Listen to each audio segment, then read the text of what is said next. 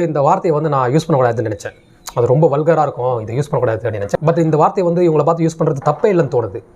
என்ன வார்த்தைனா அது கேவலம் 10 நிமிஷம் ரூமில் பண்ண வேண்டியதை பண்ணிட்டா அடுத்த 10 மாதத்தில் வந்து குழந்தை கிடைச்சிரும் அப்படின்ற மெதப்பில் தானே நீங்களா இப்படி பேசுகிறீங்க. ஒரு உயிரோட வேல்யூ தெரியுமாங்க, ஒரு குழந்தையோட வேல்யூ. அந்த குழந்தைக்கு மெச்சூரிட்டி இருக்கா? நீங்கள் எப்படி சொல்லலாம் அந்த குழந்தை வந்து நஷ்டஈடாக கொடுத்துட்டேன்னு? அது வந்து உங்ககிட்ட சொல்லிச்சா என் உயிரை வந்து விஜய்க்காக கொடுங்கன்னு சொல்லிட்டு? நீங்களா ஓனர்ஷிப் எடுத்து அந்த குழந்தை உயிரை நாங்கள் கொடுத்துட்டோம் அப்படின்னு சொல்லிக்கிறீங்க. விஜய் வந்து யாராலையும் நேரில் பார்க்க முடியாது, எங்களுக்கு கிட்ட நேரில் பார்க்குற பாக்கியத்தை வந்து என் குழந்தை வாங்கி கொடுத்தது, அதுக்கான நஷ்டஈடாக வந்து என்னோடய குழந்தைய உயிரை வந்து நான் கொடுத்துட்டேன். பெற்ற தாய்ன்றதால நீங்கள் சொல்கிறதெல்லாம் வந்து நாங்கள் சரி பண்ணி கேட்டு போக முடியாது.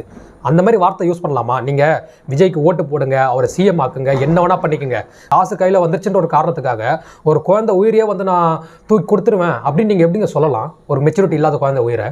அதாங்க மனுஷனுக்கு வந்து எல்லாத்துக்கும் ஒரு லிமிட் வந்து கடவுள் படைச்சுன்னு வச்சுக்கேன். ஒருத்தனுக்கு வந்து ஒரு 2 குழந்தை வர அளவுக்கு தான் உயிரை கொடுக்க முடியும் அப்படின்னு சொல்லி ஒரு லிமிட் படைச்சுன்னு வச்சுக்கேன். இந்த மாதிரிலாம் நீங்கள் பேசியே இருக்க மாட்டீங்க. அந்த பணத்துக்கு முன்னாடி அந்த குழந்தை உயிர் ஒன்றும் இல்லைன்னு சொல்லியிருப்பீங்க. எப்படிங்க இந்த மாதிரிலாம் பேச முடியுது உங்களால்?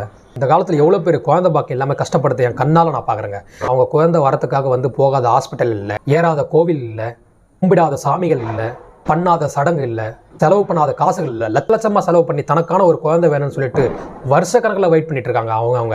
அவங்கக்கிட்ட போய் கேட்டு பாருங்கள், ஒரு குழந்தையோட மதிப்பு என்னன்னு தெரியும் உங்களுக்கு.